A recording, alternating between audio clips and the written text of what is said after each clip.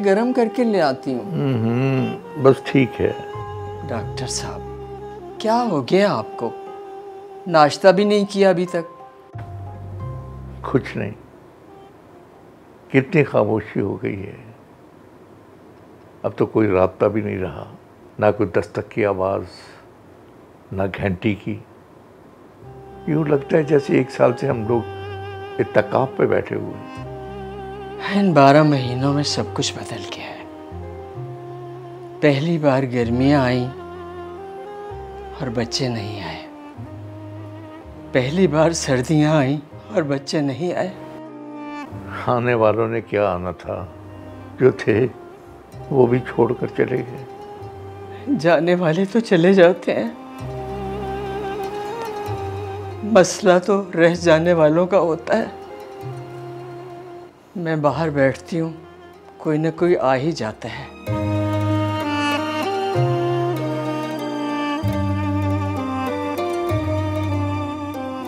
अब तो इस राह से वो शख्स गुजरता भी नहीं।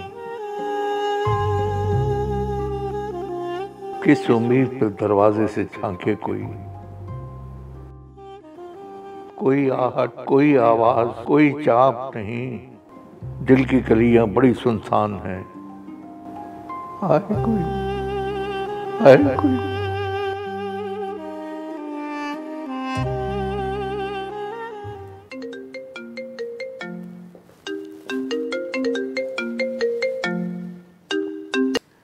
जी अब्बा, कैसे हैं आप? मैं ठीक हूँ, बस दिन गुजर रहे हैं। अब्बा, ऐसे तो ना कहिए। अच्छा नहीं कहता। रात ठीक से सोए या नहीं? अब मैं तुम्हारी माँ तो हूँ नहीं कि जो सुबह उठते ही फौरन अपनी कहानी शुरू कर दे कि रात क्लॉक की टिक टिक की वजह से मैं सो नहीं सकी। अब्बा, बस करें, बस। एक तो आपके अंदर का क्रिएटिव नहीं मरता। मेरा क्रिएटिव तो कब का मर चुका, मैं नहीं मरता। अच्छा, मुझे ये बताइए कि हालात कैसे हैं? हालात कैसे होंगे? हालात वैसे ही हैं बेटा जैसे पहले थे। लेकिन इस साल पूरी दुनिया ने देख लिया कि अपनी मर्जी से आज़ादी से सांस लेना कितनी बड़ी नेमत है। बगैर पूछ-गिछ के कहीं जाने का, किसी से मिलने का, किसी दोस्त से बात करने का इरादा करना कितना बड़ा इख्तियार है। लेकिन शायद यही हमारा मुकद्दर है। अब्बा, पूरी दुनिया किधर देखती है? लोग वही देखते हैं जो देखना चाहते हैं। करीब के पार्क में अगर बोटिंग बंद हो जाए ना, तो परेशान हो जाते हैं। डल झील के शिकारों का बंजर हो जाना किसी को बुरा नहीं लगता, लेकिन हमारे सुलगते चिनार देखकर हरियाणा से आगे किसी का दिल नहीं पिघलता। टीवी पे नाइंसाफी देखना और बात है बाबा। खुद पे जुल्म हो तो आदमी और तरह से लड़ता है। ठीक कह रहे हो। शायद हम लोग सही तरह से लड़े नहीं, मगर इस बात की खुशी है कि तुम यहां से चले गए हो। वहां से जाकर भी क्या हुआ पा? हर वक्त तो आप लोगों का सोचते रहते हैं। और जहां तक बात है ठीक से लड़ने की, ये झगड़ा सिर्फ हमारा थोड़ी है। ये तो हर सोचने वाले जहन, हर लिखने वाले कलम और हर एहतजाज करने वाले शख्स का झगड़ा है। लेकिन शायद गलती हमारी अब्बा।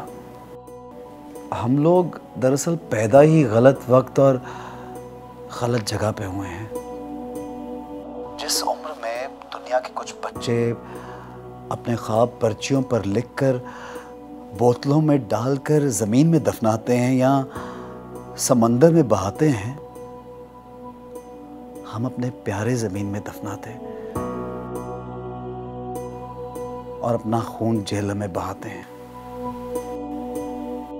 जब दुनिया भर के माँ बाप अपने बच्चों को यूनिवर्सिटीज़ में और बड़े शहरों की तरफ भेज रहे थे, हमारे वालिदैन हमें जामिया से दूर अपने घरों में रख रहे थे। जिस वक्त नौजवान तारीख, आइन और सियासत को डिस्कस कर रहे थे, हम लोग कर्फ्यू, इनकलाब और जबर के मायने सीख रहे थे। किताब पढ़ने के हालात नहीं थे और बंदूक उठाने की ख्वाहिश नहीं थी। शायद हम फैसला करने में चूक गए। हम समझते थे कि जिन हाथों में इख्तियार होता है उनके सीने में दिल भी होता है। हम जमहूरियत के इस जबर से कहाँ वाकिफ थे।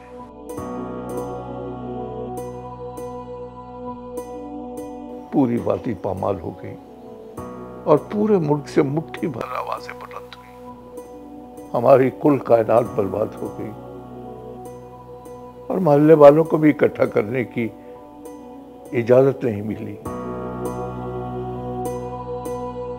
अच्छा खैर, छोड़ो इन बातों को। अब्बा, वो सोपूर, हाँ, वो सोपूर वाले बशीर अहमद साहब, और वो उनका नवासा था। वो लोग दहशतगर्द नहीं थे। अब्बा, मेरा ये मतलब नहीं था। बस हम लोग यहाँ बहुत परेशान हैं। बच्चे भी हर वक्त आपका पूछते रहते हैं। अब्बा, हमारे लिए तो ज़िंदगी बस कश्मीर में गुजारी एक छुट्टी से दूसरी छुट्टी के दरमियान गुजरा हुआ वक्त है। आपका वक्त कैसे गुजर रहा है? वक्त की यही तो अच्छी आदत है कि वो गुजर जाता है। पहले तुम्हारे भाई के साथ सर खपाना पड़ता था कि तुम्हें अच्छी जॉब मिल गई है, तुम शादी कर लो, मगर अब वो सिलसिला भी नहीं रहा। आज भाई का चेहरा में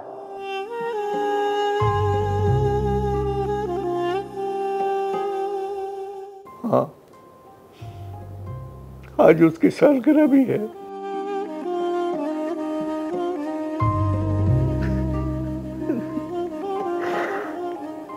मैं बाप हूं ना,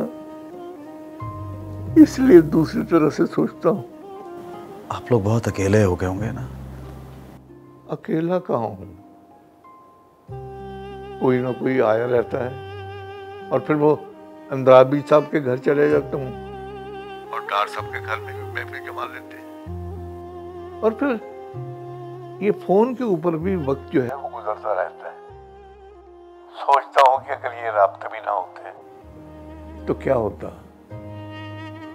दिन कैसे गुजरते।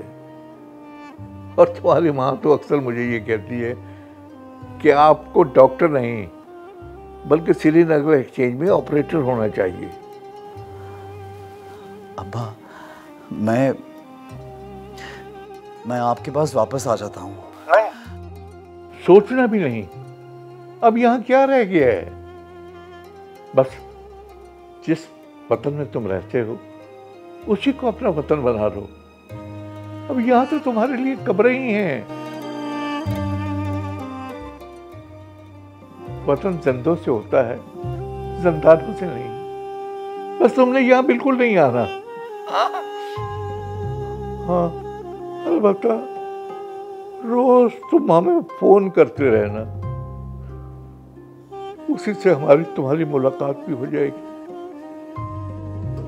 सुबह से शाम तक वक्त की यही तकसीम है कि या तुम्हारा फोन आने वाला है या तुमसे बात हो चुकी है।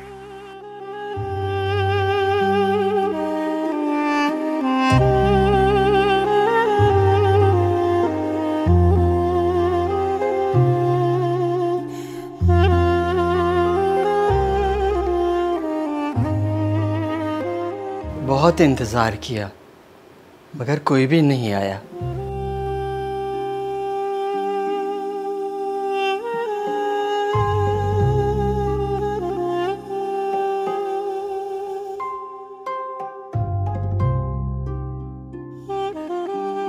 कब तक आप यूं ही बंद फोन पर बातें करते रहेंगे?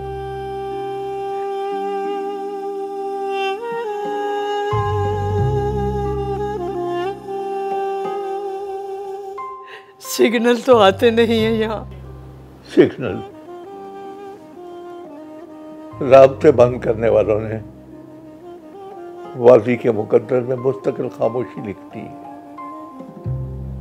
अब तो गोलियों, सायरन और कर्फ्यू के ऐलान के अलावा कोई आवाज सुनाई नहीं देती।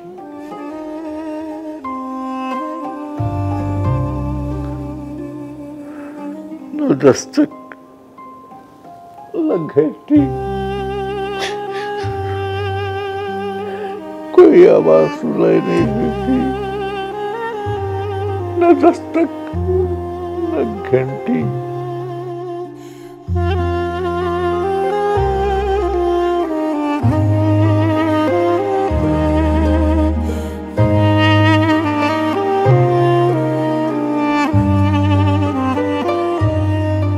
साल होने को है, घंटियां बंद हैं, दस्तकें, रास्ते, राब्ते बंद हैं। बंद हैं अमन के कारखाने सभी, सब दुकानें अदल और इंसाफ की। इस जमीन के झरोकों, शिकारों, मोहल्लों में अब जुल्म का राज है। आसमां बंद है।